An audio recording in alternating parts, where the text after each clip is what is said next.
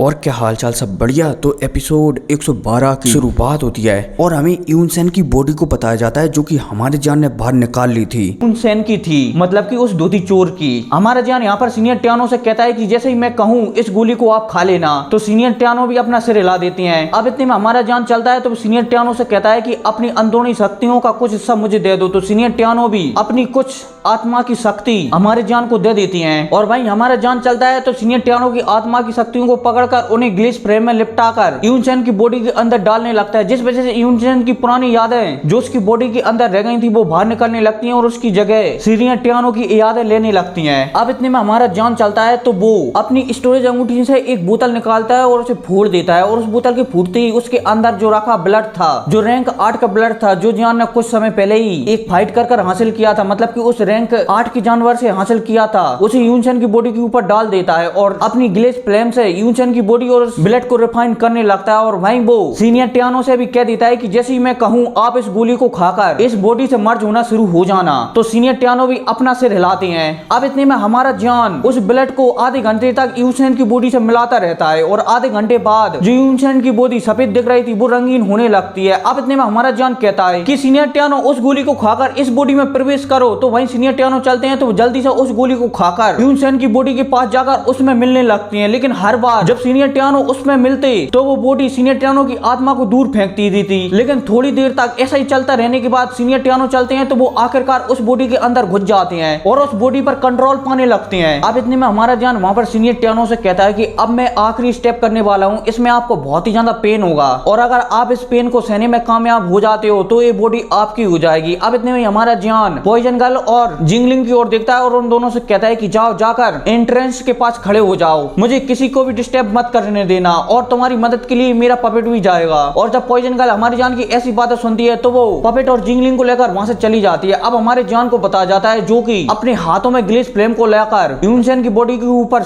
इस्तेमाल करने लगा था। अब देखते ही देखते यहाँ पर 2 दिन गुजर जाते हैं और वहीं 2 दिनों में सीनियर ट्यानो बेइंतहा दर्द को सहते हैं। अब देखते ही देखते 3 दिन गुजर जाते हैं और चौथा दिन शुरू हो जाता है और वहीं हमारा जान अभी भी अपनी ग्लिच फ्लेम का इस्तेमाल यून सेन की बॉडी के ऊपर कर रहा था। अब इतने में उसे एक हवा का झोंका आता है जो कि बहुत ही तेज होता है, लेकिन हमारा जान उस हवा की झोंके की ओर नहीं देखता। अब इसी के साथ यहाँ से सीन शिफ्ट होता है और हमें पॉइजन गर्ल, डीमन पपेट और जिंगलिंग को बताया जाता है जिनसे 100 मीटर दूरी पर एक बुड्ढा आकर खड़ा हो गया था और उस बुड्ढे के हाथ में एक सांप जैसी दिखने वाली छड़ी भी थी। अब इतने में भी वहां पर बुड्ढा चिल्लाते हुए कहता है, मतलब कि बोलते हुए कहता है कि अच्छा तो तुम हो पॉइजन गर्ल। और वहीं जब पॉइजन गर्ल उस आवाज को सुनती है तो तुरंत अपने आंखों को खोलती है और आसमान में जाकर खड़ी हो जाती है और अपनी ड्यूटी को तैयार कर लेती है। और वो अपनी ड्यूटी को तैयारी करती है तभी उस बुड्ढे के पीछे आकर बहुत सारे लोग खड़े हो जाते हैं। तो उन लोगों को देखकर लिटिल फेरी डॉक्टर वहां पर कहती है कि अच्छा इस बार आइस लेवल बेरी ने अपनी पूरी फोर्स भेजी है मुझे पकड़ने के लिए, लेकिन क्या तुम्हारी औकात है मुझे पकड़ने की? लेकिन इतने में वो बूढ़ा आदमी कहता है, मतलब कि जियान सी कहता है कि अपनी बकवास बंद करो, मुझे ये बताओ कि वो लड़का और वो आत्मा कहां पर है,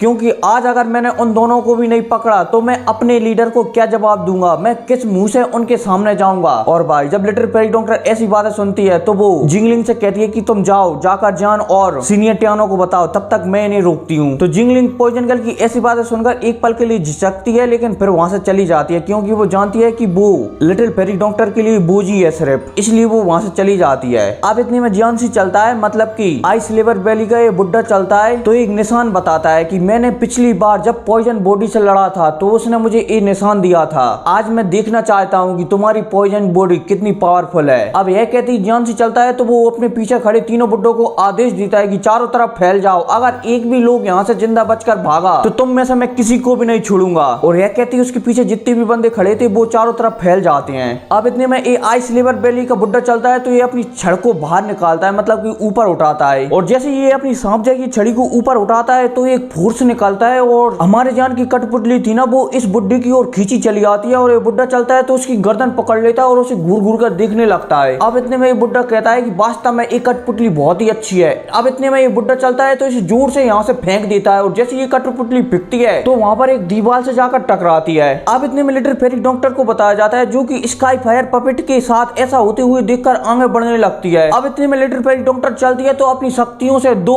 भूरे और बैगनी कलर के सांपों को बनाकर इस बुड्ढे की ओर शूट कर देती है और वहीं बुड्ढा चलता है तो अपने हाथ को आगे लाता है और उसके हाथ के आगे लाते ही उसके हाथों से एक हाथ निकलता है और उस एक हाथ से 2 हाथ प्रकट प्रकट हो जाते हैं। अब इतने में ये हाथ चलते हैं तो इन दोनों सांपों को पकड़ लेते हैं और फिर वहीं वो बुड्ढा चलता है तो चुटकी बजाता है और चुटकी बजाते ही वो हाथों की शक्ति बढ़ती है और उन सांपों को वहीं पर नष्ट कर देती है और बिखर जाती हैं वो सांप। फिर अब इतने में दोबारा से बुड्ढा चलता है तो एक पावरफुल अटैक पॉइजन गर्ल की ओर शूट कर देता है। पॉइजन गर्ल उसे अटैक को देखते ही समझ जाती है कि ये शायद आइस जोन फोर्स है और उसे देखते ही वो घबरा जाती है, इसलिए वो चलती है तो अपनी शक्तियों से पावरफुल ड्यूकी को निकालने लगती है। अब ये शक्तियां चलती हैं तो लिटिल फेरी डॉक्टर के सिर पर एकत्रित होने लगती हैं। अब लिटिल फेरी डॉक्टर चलती है तो इन सारी शक्तियों को उस बुड्ढे की ओर शूट कर देती है, मतलब कि उस बुड्ढे के अटैक की ओर शूट करती है। और जब दोनों अटैक वहां पर आपस में टकराते हैं तो वहीं लिटिल फेरी डॉक्टर का अटैक चलता है तो वो जमने लगता है छोटे छोटे क्रिस्टलों के रूप में और एक समय बाद लिटिल फेरी डॉक्टर का अटैक वहां पर पूरी तरह से नष्ट हो जाता है। अब इतने में ये बुड्ढे का अटैक चलता है तो लिटिल फेरी डॉक्टर से जाकर टकराता है धड़ाक, जिस वजह से लिटिल फेरी डॉक्टर पीछे जागती हुई पड़ती है धड़ाक और एक पहाड़ से टकरा जाती है, जिस वजह से उस पहाड़ पर भी दरारें पड़ जाती हैं। और भाई उस बुड्ढे के एक ही अटैक में लिटिल फेरी डॉक्टर वहां पर बुरी तरह से घायल हो जाती है और वहां पर हार जाती है। और भाई लिटिल फेरी डॉक्टर की ऐसी हालत होती हुई देखकर जियानसी चलता है तो वो मुस्कुराने लगता है और लिटिल फेरी डॉक्टर के पास जाने लगता है, लेकिन वो जा ही रहा था तभी एक चांदी के कलर का हाथ उसकी ओर तेजी से बढ़ने लगता है। और जब जियानसी उस हाथ को अपनी ओर बढ़ती हुई देखता है तो वो एकदम चौंक जाता है, लेकिन फिर वो दूसरी पली वो समझता है और समझने के बाद उस हाथ पर अपने हाथ से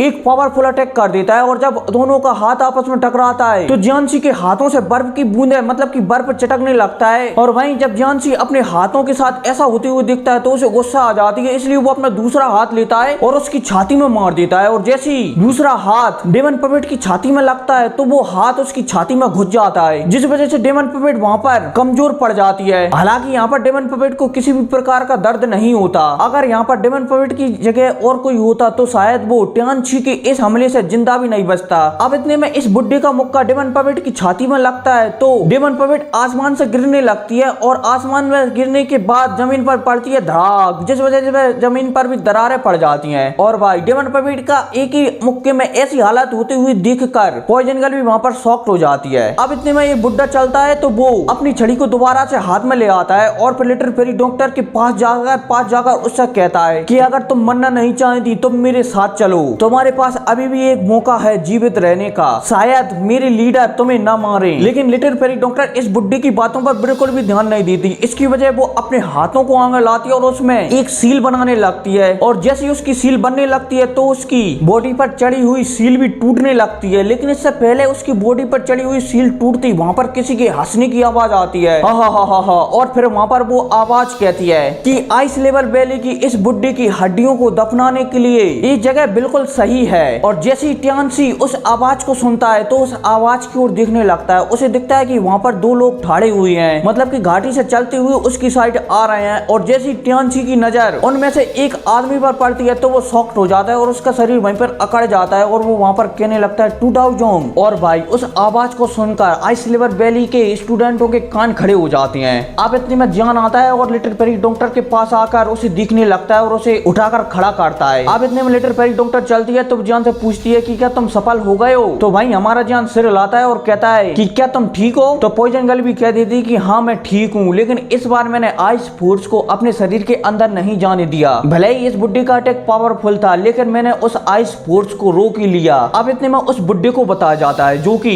अपनी शक्तियों में उतार चढ़ाव महसूस कर रहा था और जियान के बगल में खड़ा हुआ आदमी से कुछ हद तक डर रहा था, क्योंकि उस आदमी से ऐसा अभाव महसूस हो रहा था जैसे मानो उसे अपने लीडर और फर्स्ट बुड्ढे से एहसास होता है, मतलब कि आइस लेवर के लीडर और फर्स्ट बुड्ढे से एहसास होता है। अब इसके बाद यहाँ पर इन बुड्ढों के बीच बात होती है कि तुम ऐसा क्यों कर रहे हो, हमारे आइस लेवर वैली पर क्यों हमला करना चाहते हो, तुम बीच में से हट जाओ। लेकिन सीनियर टियानो जियानसी की सारी बातों को नजरअंदाज कर देते हैं और वो जान की ओर देखते हैं और जान से कहते हैं कि इन्हें मुझ पर छोड़ दो। तो वहीं जान चलता है तो लिटिल फेरी को उठाकर 2 कदम पीछे हो जाता है। अब इतने में सीनियर टियानो आगे आते हैं और आगे आने के बाद अपने हाथों को आगे लाते हैं और जैसे हाथों को आगे लाते हैं तो आसपास की हवा भी रुक जाती है एक पल के लिए। और वहीं जियानसी सीनियर टियानो को ऐसा करते हुए देखता है तो वो कहता है कि क्या तुम मेरे आइस लेवर वैली के दुश्मन बनना चाहते हो? लेकिन सीनियर टियानो उसकी इस बात को भी नजरअंदाज कर देते हैं और फिर क्या इसकी धमकी वगैरह से कोई फर्क नहीं पड़ता। वो अपने हाथ उठाते हैं और हाथ उठाते ही चारों तरफ के पत्थर भी कांपने लगते हैं और तो और धूल के कण भी वहां पर नीचे उड़ने लगते हैं। अब इतने में वो बुड्ढा सीनियर टियानो को ऐसा करते हुए देखता है तो वो जोर से चिल्लाकर नीचे खड़े हुए स्टूडेंटों से कहता है कि क्या कर रहे हो, फॉर्मेशन बनाना शुरू करो। और उसकी है कहती नीचे खड़े स्टूडेंट बिखर जाते हैं और वो एक फॉर्मेशन बनाने लगते हैं और वहीं उस बुड्ढे की मूल पर कुछ शक्तियां जमने लगती हैं जो कि एकदम ठंडी होती हैं और आसपास की बूंदों से मिलकर बनी होती हैं। अब इतने में ये बुड्ढा चलता है तो यहाँ पर जोर से चिल्लाकर कहता है ब्लड ड्रैगन फॉर्मेशन, और उसकी है कहती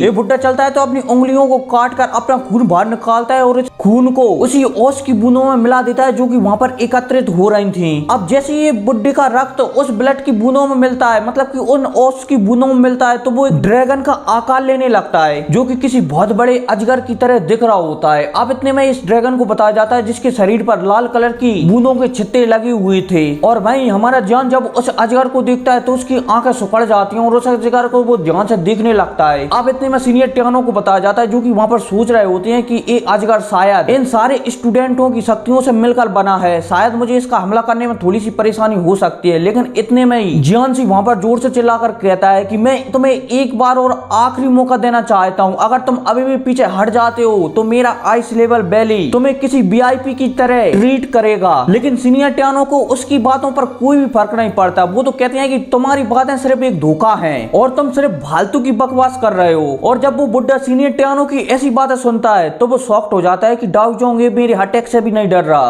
अब इतने में ये आइस लेवल वाला बुड्ढा चलता है तो ये जोर से चिल्लाता है जिस वजह से ये ड्रैगन चलता है तो यहाँ पर एक जोर से धार मारता है और सीनियर टियानो की ओर अपना मुंह खोलकर आगे बढ़ने लगता है। और वहीं सीनियर टियानो चलते हैं तो अपनी हवा में उंगलियों को लहराते हैं जिस वजह से वहां पर एक पोर्टल ऊपर हो जाता है, मतलब कि एक दरार पड़ जाती है और उस दरार से ये अजगर चलता है तो ये बीच में से कट जाता है। या फिर आप ऐसा समझते हो कि इस अजगर का आधा शरीर उस दरार में गायब हो जाता है। अब इसकी सिर्फ मुंडी बचती है तो सीनियर टियानो चलते हैं तो इसके पास आकर अपना हाथ इसकी मुंडी पर रखते हैं और जैसे ही सीनियर टियानो इसकी मुंडी पर हाथ रखते हैं तो इसकी मुंडी, मतलब कि इस अजगर की मुंडी फट जाती है और ब्लास्ट हो जाती है। और वहीं जब आइस लेवल वैली के लोग अपने इतने पावरफुल अटैक के साथ इतनी आसानी से नष्ट होते हुए देखते हैं तो वो शॉक्ड हो जाते हैं और तो उनका चेहरा पीला पड़ जाता है और उनके मुंह से खून की उल्टियां निकलने लगती हैं क्योंकि उन सभी ने इस अजगर को बनाने में अपनी बहुत सारी शक्तियां दी थी। अब इतने में आइस लेवल वैली के स्टूडेंटों को बताया जाता है जो कि वहां पर नीचे बेहोश हो चुके थे। सिर्फ 4 बुड्ढे ही बड़ी मुश्किल से वहां पर आसमान में खड़े थे। अब इतने में जियानसू वहां पर इन तीनों बुड्ढों से कहता है कि अब हम इनसे नहीं लड़ सकते, इसलिए अभी हमें यहाँ से जाना होगा और हमें इनके बारे में हमारे लीडर को सूचित करना होगा। अब यह कहती है टियानसी चलता है, मतलब कि जियानसी चलता है तो वो अपने हाथों में शक्तियां भरकर एक जगह पर मुटका मारता है जिस वजह से वहां पर एक पोर्टल ओपन हो जाता है। अब इतने में ये जियानसी चलता है तो इन तीनों बुड्ढों को लेकर उस पोर्टल की ओर तेजी से भागता है। और वहीं जब जियान उन तीनों को भागते हुए देखता है तो वो सीनियर टियानो से कहता है कि इन्हें जाने मत दो। तो वहीं सीनियर टियानो चलते हैं तो वो तुरंत अपने हाथों से एक पावरफुल अटैक उस पोर्टल की ओर शूट करते हैं। और जब वो आइस लेवल वाला सबसे बड़ा बुड्ढा सीनियर टियानो को इस हमले को इतनी पावरफुल तरीके से अपनी ओर आते हुए देखता है तो वो उन 3 बुड्ढों में से एक बुड्ढे में धक्का दे देता है जिस वजह से वो बुड्ढा सीनियर टियानो की अटैक की ओर तेजी से आगे बढ़ने लगता है। और जैसे ही वो उस अटैक से टकराता है तो वहां पर एक बहुत बड़ा ब्लास्ट होता है, धड़ाक, जिस वजह से वहां पर सफेद कलर की धुंध छा जाती है। लेकिन सीनियर टियानो का हमला बहुत ही पावरफुल था इसलिए वो दोबारा से आइस लेवल वैली के सबसे बड़े बुड्ढे की ओर बढ़ने लगता है। इतने में आइस लेवल वैली का सबसे बड़ा बुड्ढा चलता है तो इन दोनों बुड्ढों में भी धक्का ही देने वाला होता है। तभी ये दोनों बुड्ढे समझ जाते हैं कि जियानसू उनके साथ क्या करने वाला है, इसलिए वो वहां से भागने लगते हैं। लेकिन इससे पहले वो भागते जियानसू चलता है तो इन दोनों बुड्ढों में भी धक्का दे देता है जिस वजह से ये दोनों बुड्ढे भी जाते हैं और उस अटैक से टकरा जाते हैं। और वहां पर एक और धमाका होता है, ब्राम, और सीनियर टियानो का हमला वहां पर पूरी तरह से नष्ट हो जाता है। लेकिन थोड़ा बहुत हमला बचता है और इस बुड्ढे की ओर आगे जाने लगता है। लेकिन जब तक ये बुड्ढा चलता है तो इस पोर्टल में घुस जाता है और उस पोर्टल में घुसते ही वो पोर्टल वहां से बंद हो जाता है। लेकिन बंद होते होते टियानसी की यहाँ पर आवाज गूंजती है कि मेरी आइस लेवल वैली इस मामले को यहीं पर खत्म नहीं करेगी, तुम अपनी मौत का इंतजार करो, मेरी आइस लेवल वैली तुम्हें मारने के लिए बहुत जल्द आएगी। अब यह आवाज गूंजने के साथ साथ वहां पर एकदम शांति छा जाती है। अब इतने में हमारा जान चलता है तो सीनियर टियानो के पास आता है और उनसे कहता है कि अभी अभी आपने इस बॉडी में प्रवेश किया है इसलिए आपकी डाव की इतनी मजबूत नहीं है, आपने सिर्फ अपनी आध्यात्मिक शक्ति से ही यहाँ पर लड़ाई की है, इसलिए आपको इतना अफसोस नहीं करना चाहिए कि जियानसी आपसे बचकर भाग गया। और भाई जियान की ऐसी बातें सुनकर वहां पर सीनियर टियानो अपना सिर हिलाते हैं क्योंकि वो जानते हैं कि अभी अभी उन्होंने इस बॉडी में प्रवेश किया है और वो 2 डाउजोंग लेवल पर पहुंचने के बाद भी फिर भी अपनी पूरी शक्तियों का इस्तेमाल नहीं कर सकते जब तक कि वो इस बॉडी पर पूरी तरह से कंट्रोल ना पा लें। अब इसके बाद यहाँ पर इनके बीच बात होती है कि अब हमें शायद अपनी पावर को और भी ज्यादा बढ़ा लेना चाहिए, हमें शायद पॉइजन गर्ल की बॉडी को उसके कंट्रोल में ले लेना चाहिए और शायद पॉइजन गर्ल अपनी बॉडी को कंट्रोल कर लेगी तो शायद वो उसकी शक्तियां भी बहुत ज्यादा बढ़ जाएंगी। और वहीं जान यहाँ पर ये भी कहता है कि हमें पॉइजन गर्ल की बॉडी को कंट्रोल करने के लिए एक ऐसी जगह चाहिए जहाँ पर बहुत ही ज्यादा गर्मी हो। और वहीं हमारा जान सीनियर टियानो से ऐसी बातें पूछ ही रहा था कि ऐसी कौन सी जगह होगी जहाँ पर बहुत ही ज्यादा गर्मी होगी। तो उसी समय उस जंगलों में से कि मुझे पता है ऐसी जगह के बारे में कि ऐसी जगह कौन सी है। अब इतने में जिंगलिंग यहाँ पर जान से कहती है कि मेरे क्लैन में एक जगह है जहाँ पर सूरज की रोशनी बेइंतहा आती है और वहाँ पर बहुत ज्यादा गर्मी रहती है। अब इसके बाद जिंगलिंग जान को समझाने लगती है कि इस बार मेरे क्लैन की ओर से कोई भी गलती नहीं होगी, आपको वो बिल्कुल भी नाराज नहीं करेंगे। और वहीं जिंगलिंग भी मन में सोचने लगती है कि चाहे कुछ भी हो जाए इस बार मैं अपने बुजुर्गों को बनाकर ही रहूंगी। आज से पहले सिर्फ मेरे दादाजी ही थे जो कि रैंक 7 की गोली बना सकते थे। अब यहाँ पर थोड़ी बहुत और बात करने के बाद जान भी मान जाता है जिंगलिंग की बात और यहाँ से ये सभी निकल जाते हैं ही क्लैन की ओर। हालांकि सीनियर टियानो यहाँ पर कहते हैं कि मुझे शायद थोड़ी देर तक ट्रेनिंग कर लेना चाहिए, लेकिन वो सोचते हैं कि मैं चलते चलते भी ट्रेनिंग कर सकता हूँ, इसलिए अब ये सब के सब निकल जाते हैं ही क्लैन की ओर। अब इसी के साथ यहाँ से निकले हुए नहीं 2 दिन गुजर जाते हैं और 2 दिन में ये इस पहाड़ी से बाहर निकल जाते हैं। अब पहाड़ी से बाहर निकलने के बाद ये आधा दिन और चलते हैं और इन्हें ही सिटी दिखने लगती है और वहीं इनमें से कुछ लोग शहर में जाकर कुछ खरीदते हैं और फिर ही क्लैन की ओर आगे बढ़ने लगती हैं। अब जैसे ये ही क्लैन की ओर आगे बढ़ते हैं तो ये 10 मिनट में ही क्लैन के दरवाजे की सामने आ जाते हैं। अब ऐसी चीज दरवाजे के सामने आते हैं तो इन्हें दिखता है कि ही क्लैन का दरवाजा जो बहुत ही मोटा था और मजबूत था वो टूट चुका है और वहां पर टुकड़ों टुकड़ों में बिखर कर पड़ा हुआ है। और जब जिंगलिंग उस दरवाजे को ऐसा बिखरती हुई दिखती है, मतलब कि टूटा हुआ दिखती है, तो वो शॉक्ड हो जाती है और उस किले के अंदर जाने लगती है। और वहीं जान, लिटिल फेली डॉक्टर और सीनियर टियानो भी पीछे पीछे जाने लगते हैं। अब इस दरवाजे के पास पहुंचकर वहां पर रुक जाते हैं और उन्हें अंदर से आवाज सुनाई देती है। वहां पर काले कपड़ों पहले 3 बुड्ढे ठाड़े हुए थे और वो हरे कलर के बुड्ढे मतलब कि जिंगलिंग के बुड्ढों से कह रहे होते हैं कि चुपचाप यहाँ से चले जाओ, मतलब कि हमारी शर्तों को मान लो वरना आज तुम यहीं की यहीं मारे जाओगे। अब इतने में ये बुड्ढे चलते हैं तो 8-10 ताबूतों को वहीं पर रख देते हैं और कहते हैं कि अगर तुमने 5 मिनट के अंदर अंदर हमारी बात या हमारी शर्तों को नहीं माना तो इन ताबूतों में तुम्हारी बॉडी को बंद कर दिया जाएगा। और वहीं पर एक ताबूत जिंगलिंग के लिए भी था क्योंकि वहां पर जिंगलिंग की बुड्ढों की जितनी जनसंख्या थी ना उससे एक अधिक ताबूत था, तो हो सकता है कि वो ताबूत जिंगलिंग के लिए ही हो। अब देखते ही देखते उस बुड्ढे के मतलब कि उस काले कलर के बुड्ढे के 5 मिनट गुजर जाते हैं और फिर वो हरे कलर के बुड्ढे मतलब कि जिंगलिंग की बुड्ढों पर हमला करने ही वाला होता है। तभी वहां पर किसी की रोबदार आवाज आती है कि तुम्हारे पास 1 मिनट है, अगर तुम यहाँ से नहीं भागे या फिर इस शहर से गायब नहीं हुए तो यहाँ से कोई भी जिंदा नहीं जा पाएगा। और जैसे ही अब वो काले बारे कपड़े पहने बुड्ढे ऐसी आवाज सुनते हैं तो वो उस दरवाजे की ओर देखने लगते हैं जो कि कुछ समय पहले टूटा पड़ा हुआ था। वहां पर उन्हें दिखता है कि एक लड़का धीरे धीरे अंदर चलते हुए आ रहा है। अब इतने में एक 2 बुड्ढे थे काले कलर के कपड़े पहने, ये यहाँ पर आदेश देते हैं कि इस लड़के को जाकर पकड़ लो, इसे मार डालो। और वहीं जब इन दोनों बुड्ढों की आवाज सुनते हैं पीछे वाले बुड्ढे मतलब कि पीछे वाले स्टूडेंट तो वो हमारे जान की ओर तेजी से आगे बढ़ने लगते हैं, लेकिन हमारा जान चलता है तो अपने हरे कलर की फ्लेम को बाहर निकालता है और इन सभी को जलाकर राख कर देता है। अब इतने में हमारा जान कहता है कि आप लोगों के पास 40 सेकंड और बचे हैं यहाँ से भागने के।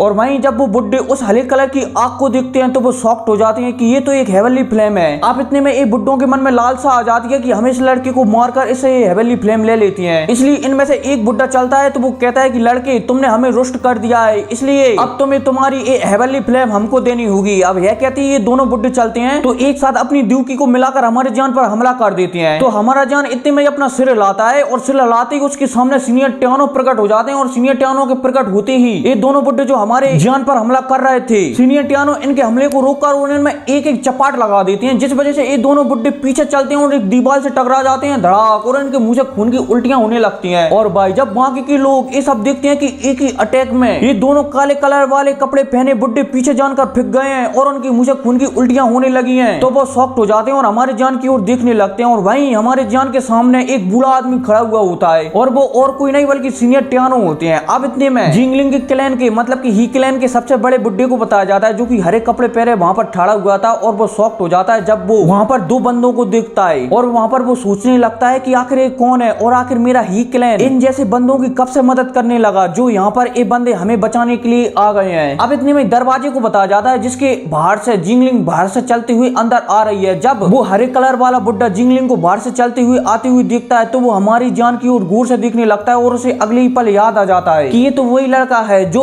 जिंगलिंग को अपने साथ ले गया था। और हाँ, इसी साथ के साथ ये एपिसोड भी खत्म हो जाता है। तो मिलते हैं अगले वीडियो में, तब तक के लिए टेक केयर एंड बाय।